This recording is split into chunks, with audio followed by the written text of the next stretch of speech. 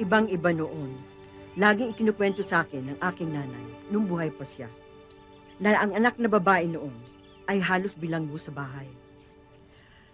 Laging binabantayan, inaasahan maging masunurin, handang isakripisyo ang sariling kagustuhan ayon sa napagpasyahan ng kanilang mga magulang.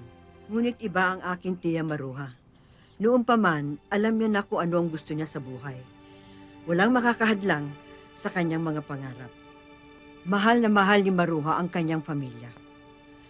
Pero napaka-istrikto ng aking lolo at lola. Pinagkasundo siyang ipakasal sa anak ng kanilang kaibigan. Bago pa man mamulat ang isip ni Maruha ukol sa kahulugan ng pagmamahal, itinakda siyang ipakasal kay Nanding Morales. Hindi siya kumibo kahit batid niya iba ang kanyang minamahal. Sino po, Lola? Si Gabriel.